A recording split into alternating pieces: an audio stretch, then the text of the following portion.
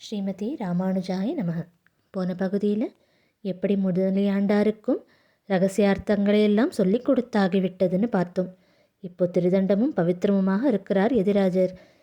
இப்போ ஒரு சமயம் திருக்கோட்டியூர் நம்பி அவருடைய சிஷ்யரான திருமலையாண்டாருடன் ஸ்ரீரங்கம் வருகிறார். அங்கு பெருமாளை சேவித்துவிட்டு நம் ராமானுஜரிடம் வருகிறாராம்.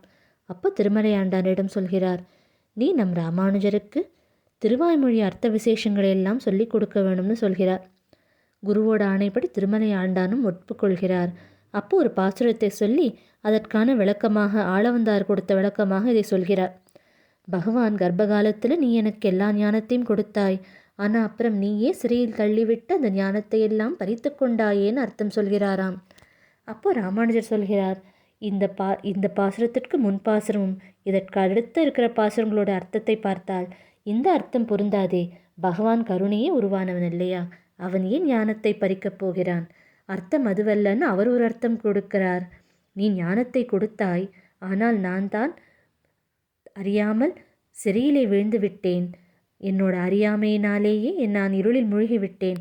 ஆனால் அங்கும் நீதான் வந்து என்னை கரை தேற்றினாய், ஞானத்தை கொடுத்தாய். இதுதான் அர்த்தமாக இருக்க முடியும்னு ராமானுஜர் சொல்கிறார். இப்போ இதை கேட்டோன்னு திருமலை ஆண்டானுக்கு பொறுக்கவில்லை.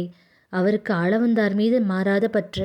இந்த மாதிரி ஒரு விளக்கம் ஆளவந்தார் சொல்லி நான் கேட்டதில்லை. அதனால் அவர் சொல்லாத எதையும் என்னால் ஏற்றுக்கொள்ள முடியாதுன்னு திருவாய்மொழி பாடத்தை அப்படியே நிறுத்தி விட்டு கிளம்பி விட்டாராம். நேரு திருக்கோட்டியூர் நம்பிகளிடம் போய் நடந்ததை எல்லாம் சொல்லி, இதனால் நான் ராமானுஜருக்கு இன்னி திருவாய்மொழி பாடங்கத்தை நிறுத்தி விட்டேன்னு சொல்கிறார்.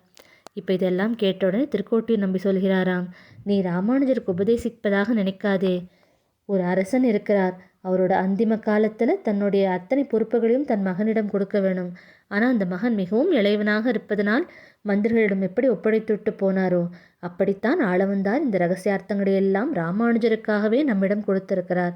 அதனால் அதையெல்லாம் ராமானுஜரிடம் கொடுக்க வேண்டியது நம்முடைய கடமைன்னு சொல்லி, அதனால் திருவாய்மொழி பாடத்தை நீ தொடர்ந்து அவருக்கு சொல்ல வேணும்னு சொல்கிறார். அதோடு நிறுத்தலை.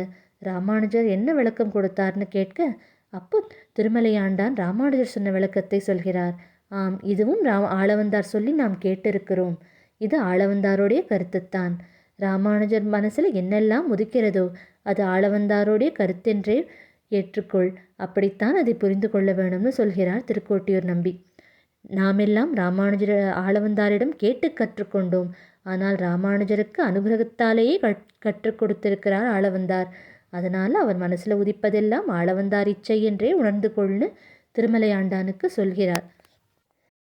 எப்படி அன்று சாந்தீபனியிடம் கண்ணன் கற்றானோ அப்படித்தான் இன்று ராமானுஜரும் நம்மிடம் கற்றுக்கொண்டிருக்கிறார். எப்படி கண்ணனுக்கு தெரியாதுன்னு ஒன்று இல்லையோ அதேபோல் ராமானுஜருக்கும் தெரியாததுன்னு ஒன்றும் இல்லைன்னு சொல்லி திருமலையாண்டானை மீண்டும் திருவாய்மொழி பாசுரத்தை ராமானுஜருக்கு சொல்லிக் கொடுக்குமாறு சொல்கிறார் திருக்கோட்டியூர் நம்பி. அதே போல் மீண்டும் பாடம் தொடர்கிறது.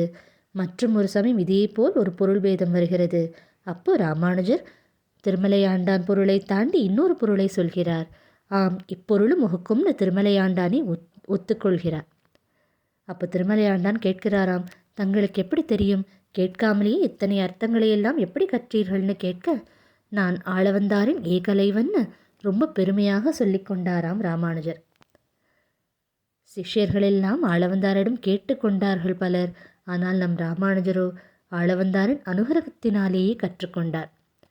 இப்போ திருமலையாண்டானுக்கு ராமானுஜரன் மீது இன்னும் ஈர்ப்பு ஜாஸ்தியாகிவிட்டது. அவரோட ஞானத்தை மெச்சினார். அவருக்கு சடகோப்பர் மேல் இருந்த பக்தியை மெச்சி அவருக்கு சடகோப்பன் பொன்னடின்னு திருநாமம் இடுகிறார். அதோடு நிறுத்தவில்லை, தன்னுடைய குமாரனை ராமானுஜருக்கு சீடராக்கியும் மகிழ்ந்தார். இனி நம் ராமானுஜரோட பெருமைகளை எல்லாம் அடுத்த பகுதியிலும் தொடர்ந்து சேவிக்கலாம்.